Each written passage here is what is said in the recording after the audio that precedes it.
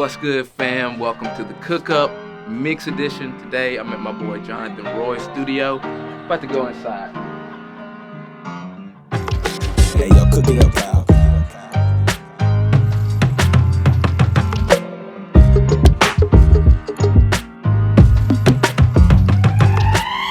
What is up, my dude? Sir? Thank you for letting me slide. I just wanted everybody to get like an insider look in the mix process. For sure. Because people are cooking, but like they're not like cooking with the quality. So For sure. we're going to steal all your secrets. Let's go. No secrets. All your secrets, all your sauce.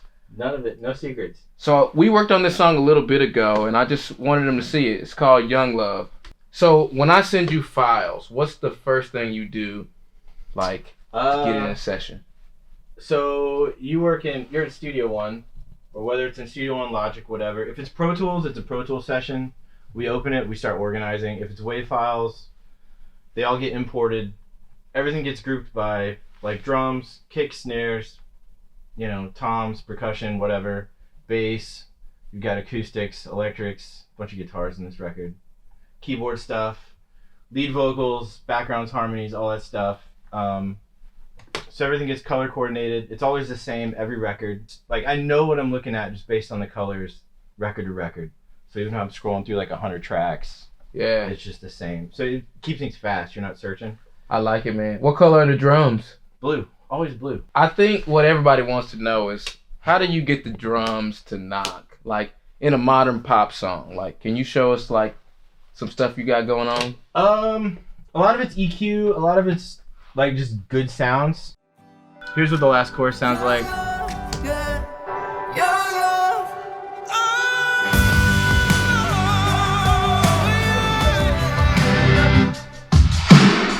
Drums.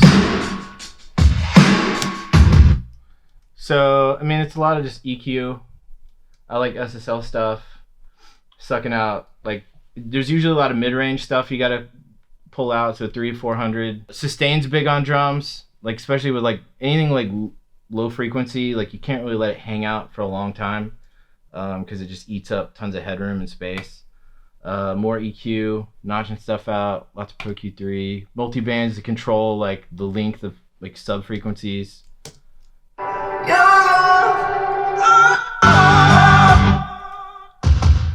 So like if we just kill parallel compression as well. So that's like with nothing, and then you gets punchier. Yeah. Gets tighter. Gets even tighter. Yes, sir. And then you get the crush ox. Similar thing with snare drums. Top end, 10K shelf, 5K, 220s. I like Neve EQs on snares. Yeah, is that some UAD action? Lots of UAD stuff, lots of Fab Filter, lots of kind of everything, sort of. Yeah, I love it.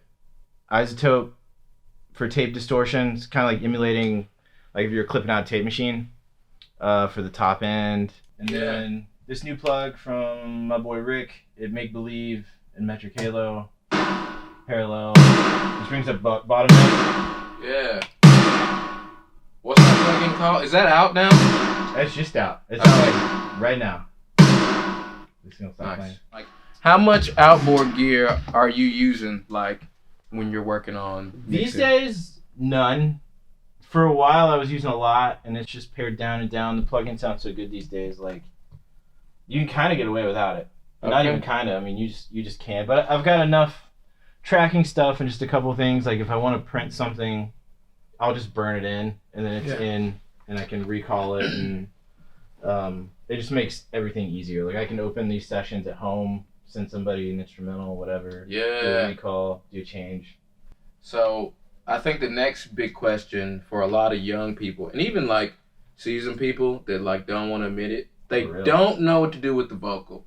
They don't know how to get a modern vocal. So will you show us like a few tricks, tips, like what you did on this to like kind of get the weight of the vocal and keep it in a good space? A lot of it, I mean, it's not the answer people want, but so much of it depends on the recording. So if you can get a good recording that's not noisy, it's like pretty clean, Like, it makes life easier. As soon as, like, you got an AC running in the background, or, like, there's people's chains and jackets are making noise. Man, like, chains, bro. Chains and jackets. Then it's like, you use something like Isotope RX to clean all that out. Yeah. Which, is going to take time, whatever.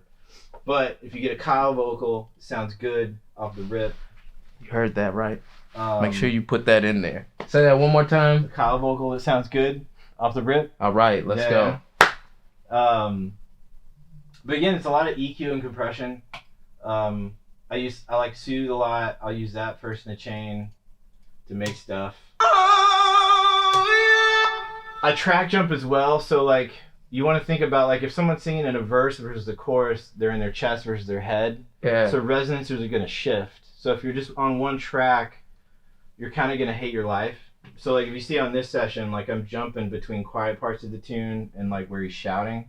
Yeah. Because the frequencies are going to move higher or lower just depending on what they're doing. I'll use Soothe to clean up resonances, so like proximity effect on microphones. EQ, rolling off like 90 hertz high pass, and then I'll dynamically pull out 4K, which never sounds good. I like 1176s, which is basically set like this almost every time.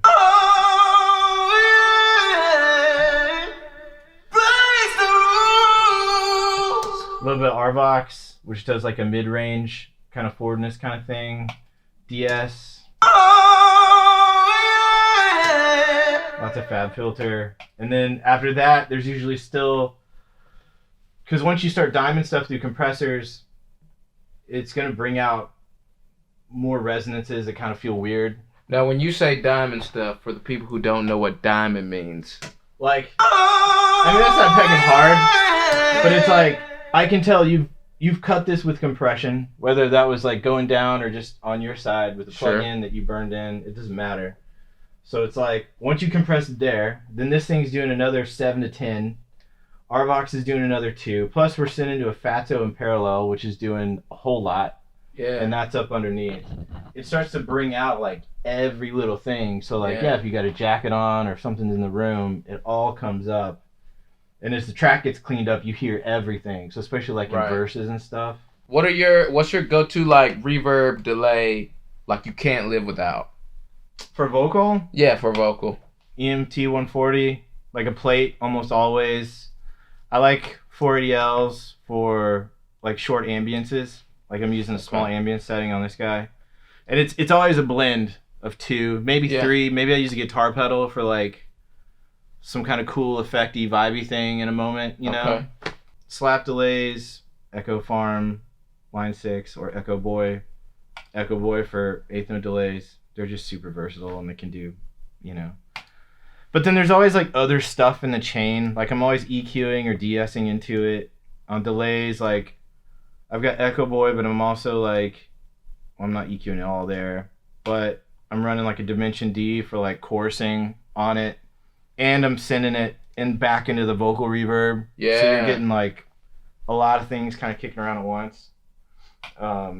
He's giving the sauce away. Yeah, so it's never like just the one thing. It's usually the one thing plus like how can we make it cooler, you know? Yeah.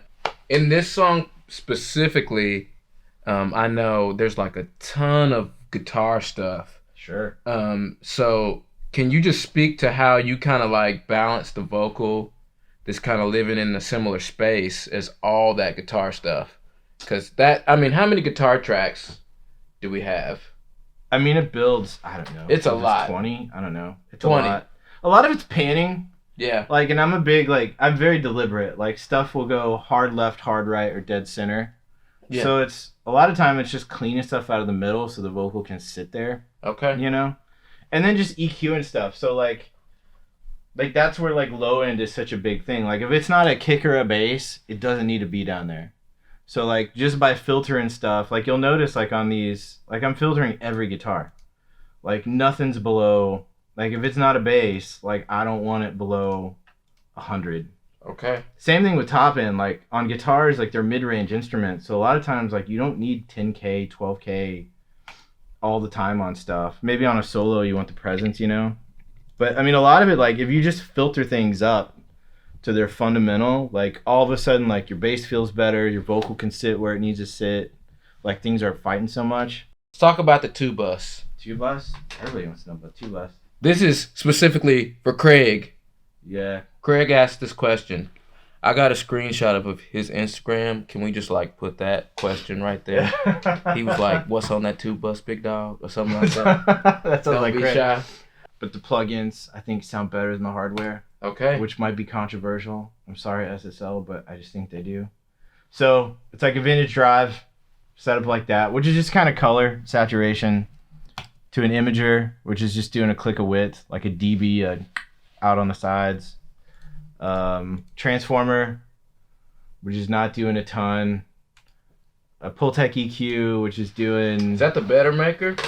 Yeah, this one, Okay. I mean, and this stuff will kind of change, like I might change the EQ, I might change, well, the compressor never really changes, but stuff will kind of shift around, you know? Yeah, Get we bored, love might Plugin change it. Alliance. Shout out to Plugin Alliance. Probably the best Yeah. sub in the game, bang for buck. But yeah, and it's just, I mean, it's not doing a lot, it's 60 and 16K, 60 hertz and 16K, and it's doing like 0.7 of a dB Yeah. and a dB, and then I think the filters at 30 hertz, which is like, it's not really doing much.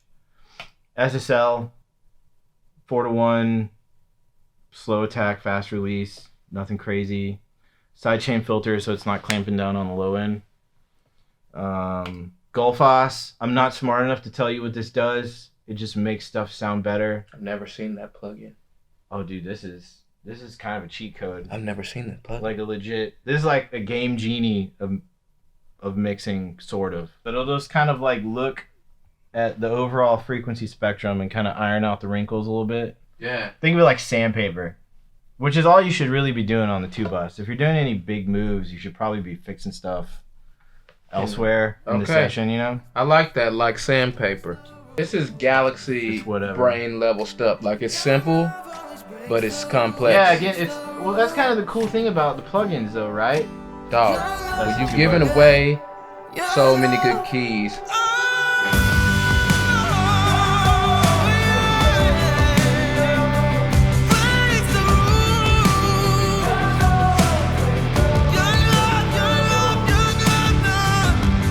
Yo, just wanted to give a big shout out to my guy Josh Nichols. The song's amazing. Young Love is what we worked on today. Also, big ups to Zounds for all the gear that we're using, from the mics, preamps, headphones, you name it. They got the hookup.